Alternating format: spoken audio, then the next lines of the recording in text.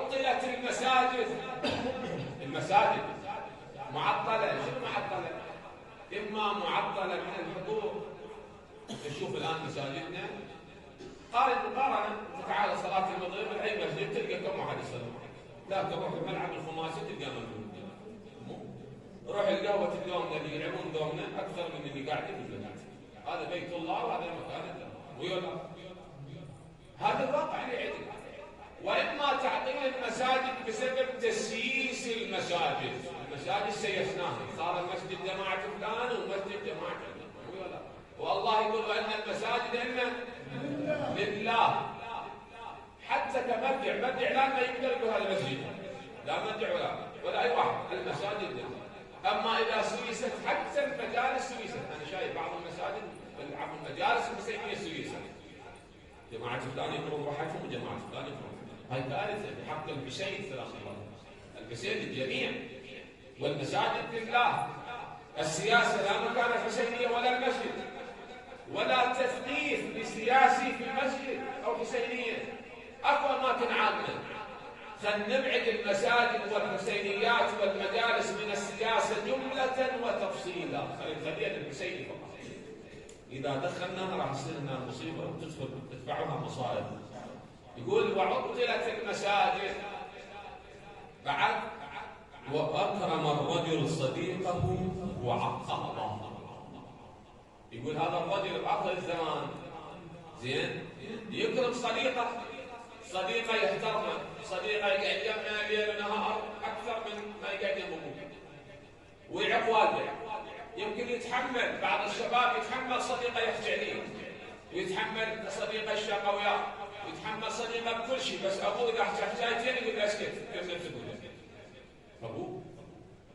حتى بنظام الاولويات احنا الان انا حاج الشباب اقل شاب يرجع له ثنتين ثلاثه مسير مع اصدقائه. نعم روح اصدقائك بس لا تخلي اوقاتك مع صديقك اكثر من اوقاتك مع عمك وابيك.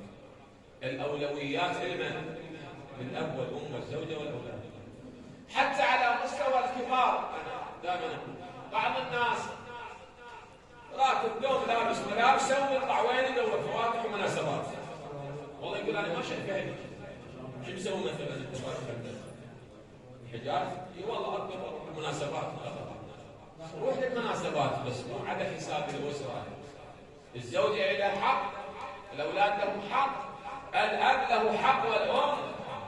خلي وقت يمر، اقعد يمر، خصوصا اذا كبار سن يحتاجون الى رعايه، يحتاجون الى بر. احنا مع الاسف عندنا اوقاتنا ما عندنا نظام اولويات، لا عند الشباب ولا حتى الكبار مع احترامي. الاولويات في الحياه للاسره. انفسكم واهليكم. انفسكم واهليكم نارا. يعني تقولها شلون؟ تقولها وقت، تقولها علم، معرفه، عاطفه.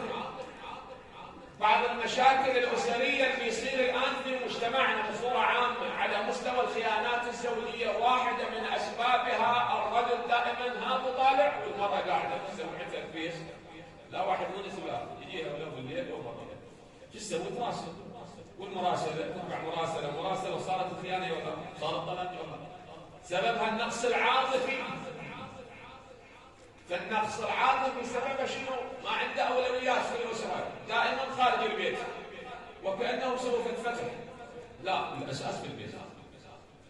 فيقول اخر الزمان يكرم الرجل صديقه ويعق اباه، اصدقائه واياهم قاعد. نعم قلنا ليش الليله استحباب واحد يتخذ صديق، لا يخلي الاولويات للاصدقاء والمخالف. الاولويه للاسره بعدين علاقاتي وصداقاتي خليها في وقت معين. أنا مرينا يوم من الأيام في قضية طلاق ودخلنا بيها، المرأة تقول أنا هذا زوجي يجيني بالليل بثلاثة مسير. بثلاثة بثنتين هاي ليلي يجيني مسير وهذا الوقت وينام هم يقعد ثاني يوم المغرب يتعشى الطلاق. والله وهواي ترى طلق هذا السبب. هذا مشكلة، هذا هو يطلق.